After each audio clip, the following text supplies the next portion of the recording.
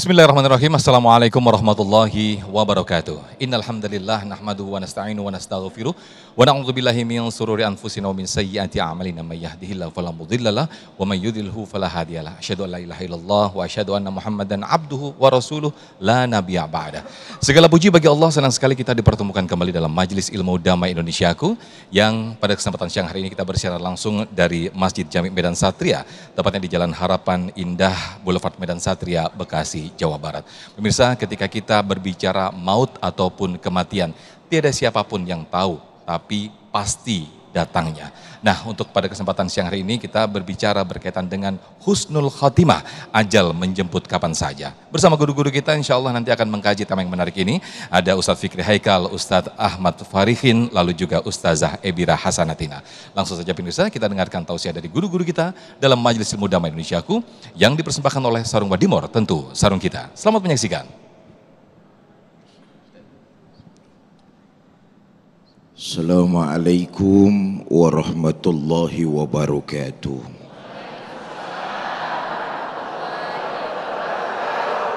Alhamdulillah, salatu wassalamu ala rasulillah, amma ba'du. Yang mulia para ulama, para kiai, para habaib, para asatiz dan asatizah, yang saya hormati DKM Masjid Jami Medan Satria, Kota Bekasi, ibu bapak, saudara-saudara, para pemirsa TV One di mana saja Anda berada. Semua kita pasti akan mengalami apa yang disebut dengan kematian. Dan tak seorang pun dari kita kapan akan tahu di bumi mana kita mati, lagi apa kita mati, dan saat bagaimana kita mati. Tidak ada seorang pun dari kita yang akan tahu persoalan itu.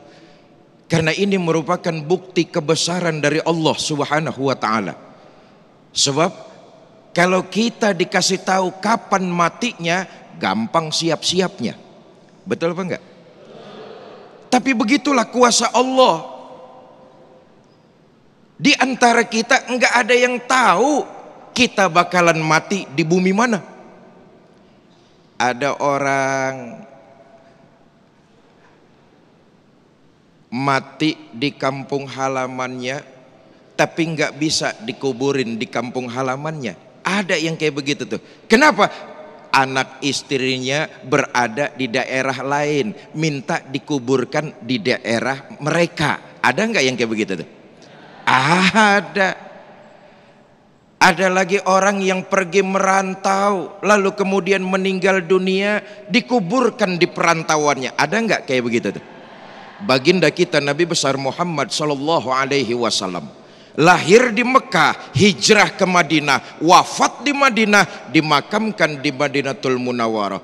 Merantau, wafat, meninggal, dikuburkan di perantauan. Tapi ada juga berangkat ke negeri orang, meninggal di negeri orang, dikuburin di kampung halamannya. Ada nggak yang kayak begitu tuh? Banyak.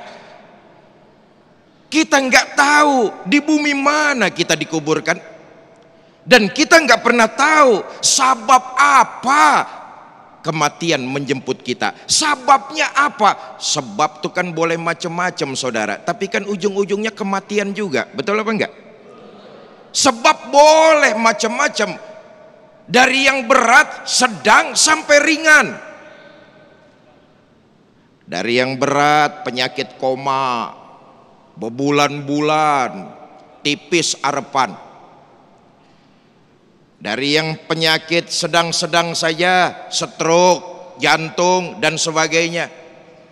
Dari yang dianggap ringan, sepele, bisa datang kematian.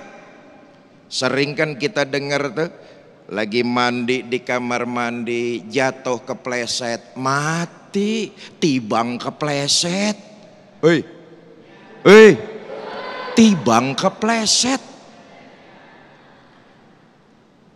Lagi jalan di pinggir jalan, ketibanan pensil, mati. Pensilnya 2 truk.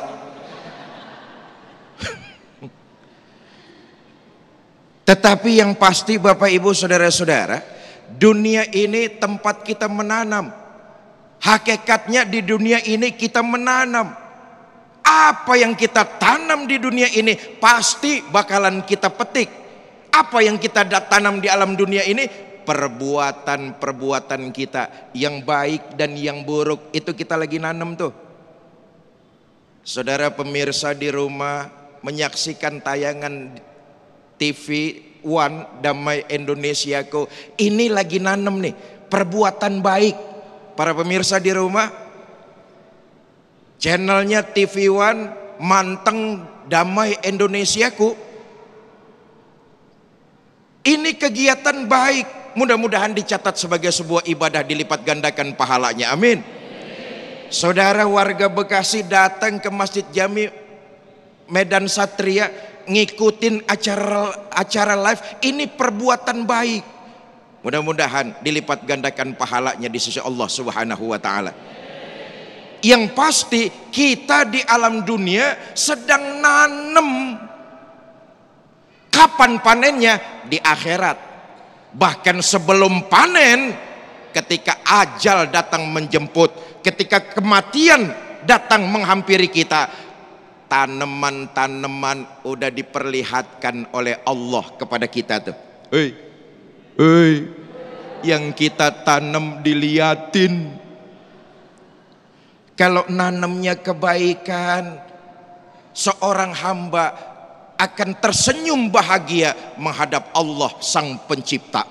Tapi kalau perbuatan buruk yang dilakukan, alangkah meranaknya ia. Saya ingin mengambil satu riwayat sahabat baginda kita Nabi besar Muhammad sallallahu alaihi wasallam bernama Sa'ban. Saudara, Sa'ban ini orangnya rajin ibadah, nanemnya kebaikan melulu, sholat berjamaahnya nggak ketinggalan. Satu hari jamaah subuh, Sa'ban sebelum azan udah ada di masjid. Persis kayak orang-orang sini nih, belum waktu masuk sholat juga udah rajin nongkrong di masjid Medan Satria nih. Zohor beduk di masjid, asar beduk di masjid. Orang-orang sini nih, maghrib beduk di masjid, isya beduk di masjid. Orangnya, ya lu terusin aja sendirilah. Satu hari jamaah subuh, Sa'ban nih duduk paling depan tapi pojokan. Di depan tapi di pojok. Alasannya, kalau dia duduk paling depan, dia khawatir untuk ganggu orang yang sedang melaksanakan sholat sunnah. Makanya dia kalau hadir di masjid mau ikut sholat jamaah sama baginda Nabi, duduknya di pojok tuh, supaya ngasih kesempatan, ngasih jalan, jangan sampai menghalangi orang lain ibadah. Sa'ban tuh. Kalau kita kan beda, emang nyari pojokan, cuman mau tidur.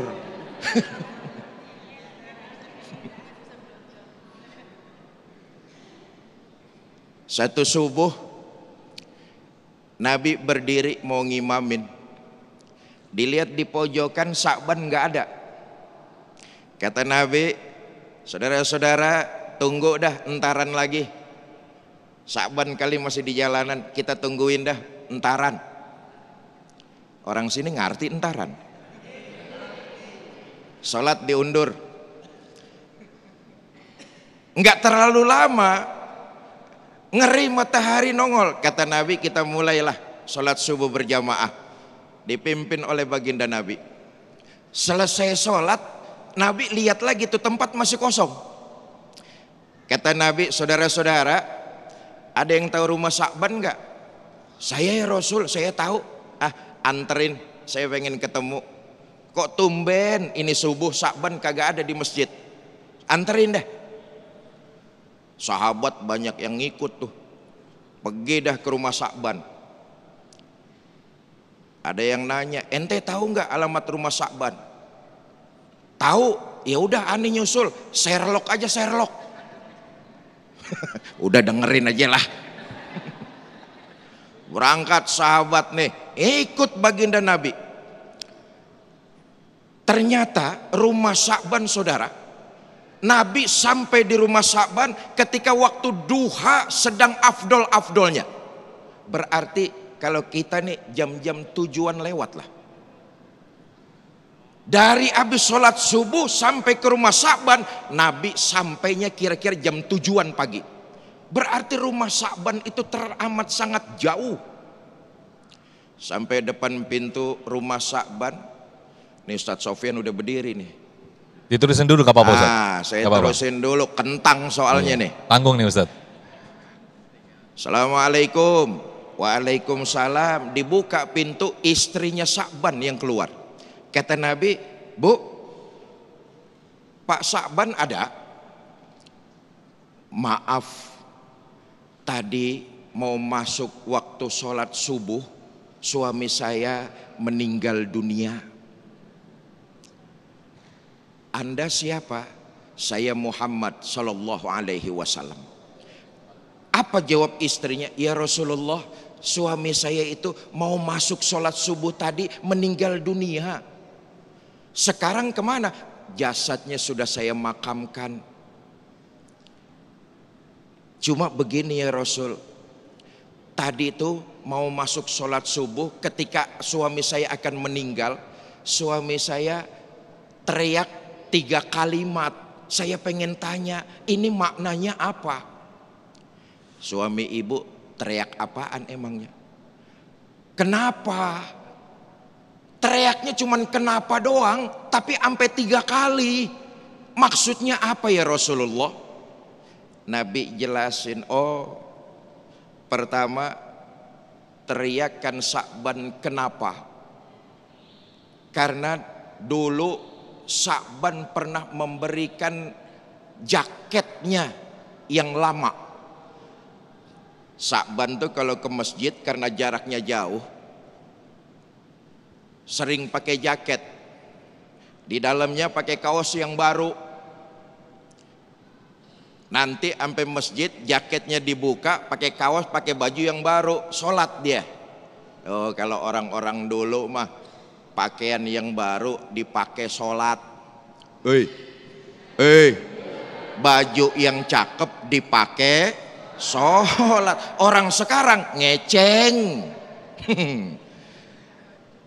Dulu suami kamu itu dia pakai jaket, di dalamnya pakai kemeja baru. Pernah satu hari mau berangkat ke masjid, dia lihat ada orang lagi kedinginan. Jaketnya diberikan sama orang itu, dibawa orang itu ikut ke masjid. Dia tahu pahalanya memberi, maka dia berkata, kenapa enggak yang baru? Kalau jaket sama kemeja yang barunya dia berikan, tentu pahalanya lebih besar. Kenapa enggak yang baru? Satu. Yang kedua, kenapa enggak semua? Satu hari suamimu lagi makan roti sama minum susu. Itu roti dicelupin ke air susu, kan enak bener itu kalau pagi, betul apa enggak? Datang peminta-minta, Sa'ban memberikan setengah rotinya, lalu setengah air susunya. Begitu diunjukin sama Allah pahalanya, Sa'ban teriak, kenapa enggak semuanya? Yang ketiga, kenapa enggak lebih jauh? Itulah pahala kebaikan yang ditanam oleh suami kamu. Sa'ban diperlihatkan oleh Allah. Tiap hari dia datang ke masjid, tiap hari dia jalan ke masjid. Kalau tahu pahalanya begini besar, maka dia teriak, kenapa enggak lebih jauh? Saya katakan sekali lagi, apa yang kita lakukan di alam dunia sesungguhnya kita sedang menanam. Jangankan di akhirat, ketika ajal mendekat, tanaman yang kita tanam di alam dunia sudah diperlihatkan oleh Allah Subhanahu wa taala. Insyaallah nanti kita teruskan. Masya Allah, terima kasih Ustadz Fikri Haikal yang telah memberikan kisah ataupun sirah yang sangat menarik ini. Mudah-mudahan menjadikan ibrah dan juga pelajaran buat kita semuanya. Nah, berbicara kematian ataupun ajal, tiada apapun siapapun yang tahu kecuali Allah Subhanahu wa Ta'ala. Yang menjadi pertanyaan besar adalah, akankah kita menemui ajal kita dalam keadaan husnul khotimah atau sebaliknya su'ul khotimah? Na'udzubillah, summa na'udzubillah. Nah, berikutnya pemirsa di segmen berikut Ustadz Farikin akan menyampaikan sebetulnya seperti apakah definisi menurut Al-Quran dan hadis husnul khotimah itu sendiri. Tetaplah bersama kami dalam Damai Indonesiaku yang dipersembahkan oleh Sarung Wadimor, tentu sarung kita.